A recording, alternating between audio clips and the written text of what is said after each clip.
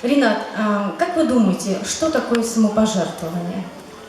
Я думаю, что это волевой образ жизни и умение жертвовать собой или собственными интересами на благо других.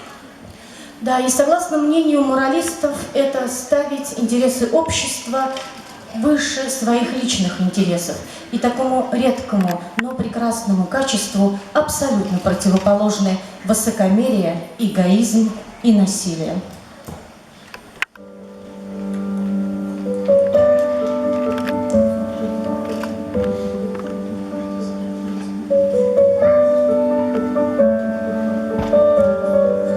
Мы живем в век печальный для мусульман.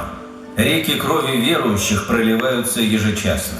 Палестина, Сирия, Ливия, Египет, Йемен.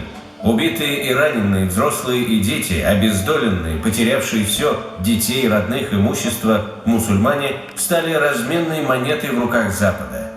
Преследуя лишь единственную цель – захват новых территорий и обогащение за счет жизни сотен тысяч людей, среди которых множество детей, он под видом благодетеля беспощадно и стремительно проводит свою колониальную политику.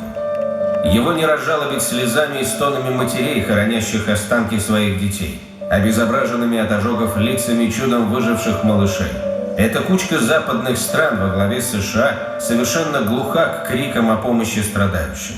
Эта зверская псевдодемократия есть не что иное, как кровавое преступление против людей, преимущественно мусульман. Она преследует лишь сугубо личные цели и несет исключительно захватнический интерес. Но страшно еще и то, что эти страшные пороки – жестокость, злоба, ненависть – они пытаются приписать прекрасной божественной религии ислам. Но разве ислам учит этому? Напротив, ислам учит жертвенности во имя Господа миров, во благо всего человечества. Жертвовать своими силами, знаниями, временем, моральным, интеллектуальным, материальным потенциалом для торжества добра. Традиции мусульман, отмечающих Курбан-Байрам, праздник жертвоприношения, является собой мощный контраст этой безжалостной политики, где заклание жертвенного животного и последующая раздача его бедным и нуждающимся является лишь религиозным символом, но, несмотря на это, дарующим радость и надежду миллионам. Без сомнения, лейтмотивом праздника жертвоприношения из века в век становится напоминание всем верующим о необходимости взращивания и укоренения в своем сердце такого качества, как жертвенность. Жертвенность означает прежде всего преобладание чужих нужд и интересов над своими собственными, незамедлительная реакция на чужое горе и проблемы, стремление бескорыстно помочь во что бы то ни стало. Господь миров в священном Коране говорит нам: «Соревнуйтесь в благом». Этот аят подтверждает необходимость совершения большого количества благодеяний даже ценой личных интересов. Без преувеличения, вся история ислама полна примеров жертвенности. И, несомненно, самым ярким примером стал пророк Мухаммад, да благословит его Аллах и приветствует, который на протяжении всей своей жизни заботился в первую очередь об окружающих.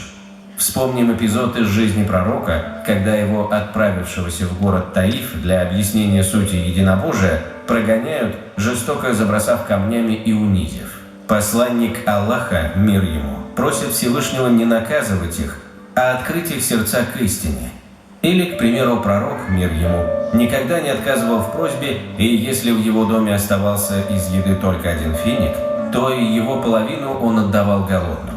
Имея возможность жить во дворце, питаться лучшей едой и одеваться в самые дорогие наряды, он предпочел комфортной жизни очень скромный быт. Сподвижники пророка, воспитанные наилучшим из людей, не могли не впитать его скромность и тоже стали образцами жертвенности. Наивысшего пика в ее проявлении достиг Абу Бакр Сиддик.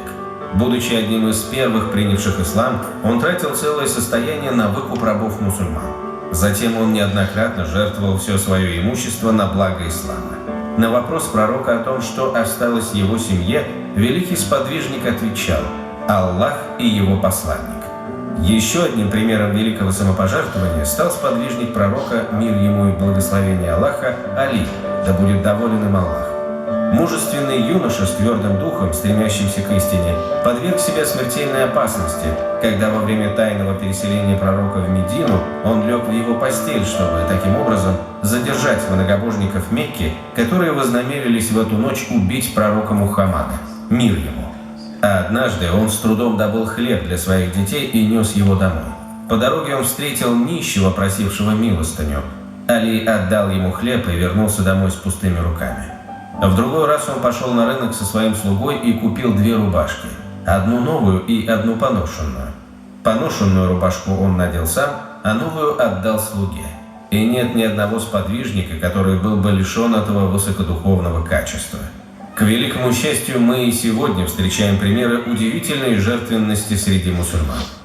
Альфия Тажибоева, 10 лет.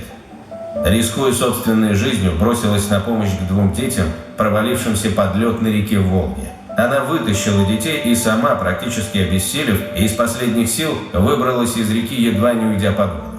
Муфтий шейх Равиль Гайнуддин, узнав об этом героическом поступке, написал Альфие письмо.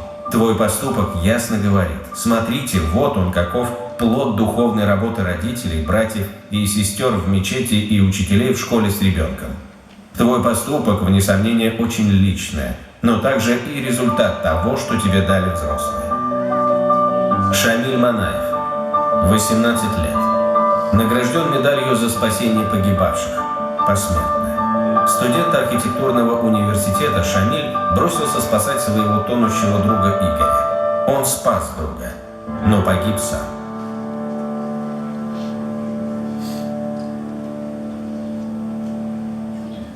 Гульсум Кубадаи, 44 года. Вот уже более 6 лет турчанка Гульсум ежедневно ухаживает за совершенно чужим ей молодым человеком, которого она впервые увидела в больнице, когда помогала своей свояченице. Тело молодого человека буквально собирали по частям после страшной аварии, и никого не было рядом с ним в больнице. Жертвенное сердце Гульсум поняло, что она обязана помочь этому постороннему человеку, когда она посмотрела на него, и он будто бы просил о помощи. Оформив опекунство над ним, она перевезла молодого человека, которого назвала Умутом, Надеждой, в свою съемную квартиру. Так началась новая жизнь в жизни Гульсум. Каждодневный тяжелейший труд по уходу за Умутом стал возможным лишь благодаря чистому и богобоязненному сердцу Гульсум. Чужой человек стал ее 4-м сыночком. Именно так она его называет, когда кормит его из шприца и делает специальные массажи. Она искренне верит, что он выздоровеет, и молит Всевышнего об этом. Вот они, примеры поистине удивительной и великой жертвенности среди нас. А Курбан-Байрам – это очередное напоминание нам о том, что лишь искренность, чистосердечие и жертвенность могут стать ответом на кровавые преступления западных стран. Она очистит и спасет миллионы душ и сердец, не дав им очерстветь, и по воле милостивого Творца приведет к торжеству добра. Так давайте же прямо сегодня докажем это на своем личном примере. Давайте будем не безразличны к своим родителям, близким, соседям и просто окружающим нас людям, независимо от их вероисповедания, как велит нам это наша религия. Потому что жертвенное сердце не выбирает, жертвенное сердце помогает.